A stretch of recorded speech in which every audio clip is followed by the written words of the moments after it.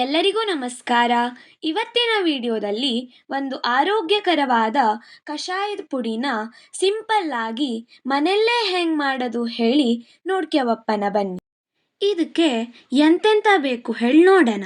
ಜ್ಯೇಷ್ಠ ಮಧು, ಜಾಯ್ಕಾಯಿ, ಅರಿಶಿಣ, ಕಾಳುಮೆಣಸು, ಶುಂಠಿ ಪುಡಿ, ಏಲಕ್ಕಿ, ಮೆಂತ್ಯ, ಲವಂಗ, ಬಡೆಸೊಪ್ಪು, ಜೀರಿಗೆ, ಕೊತ್ತಂಬರಿ. ಮಾಡೋದು ಹೆಂಗೆ ಹೇಳಿ ನೋಡ ಮೊದಲು ಯಾರ್ಯಾರು ನಂಗಳ ಚಾನಲ್ ನೋಡ್ತಾ ಇದ್ರ ಎಲ್ಲರೂ ಲೈಕ್, ಶೇರ್, ಸಬ್ಸ್ಕ್ರೈಬ್, ಕಮೆಂಟ್ ಮಾಡೋದನ್ನ ಮರೆಯಡಿ. ಮೊದಲಿಗೊಂದು ದಪ್ಪ ತಳದ ಪಾತ್ರೆನ ಒಲೆ ಮೇಲೆ ಇಟ್ಕೊಂಡು ಈ ಮೊದಲೇ ನಾನು ಹೇಳಿದ ಎಲ್ಲ ಸಾಮಗ್ರಿಗಳನ್ನು ಹಾಕ್ಕೊಳ್ಳಿ.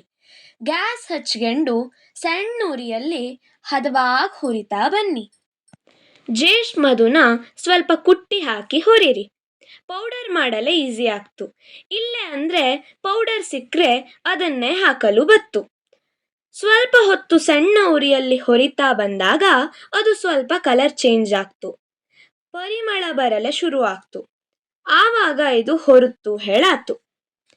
ಆಮೇಲೆ ಸ್ವಲ್ಪ ಬಿಸಿ ಆರಿದ ಮೇಲೆ ಒಂದು ಮಿಕ್ಸರ್ ಜಾರಿನಲ್ಲಿ ಇವೆಲ್ಲ ಹಾಕ್ಕೊಂಡು ಚೆನ್ನಾಗಿ ಪೌಡರ್ ಮಾಡ್ಕೊಳ್ಳಿ.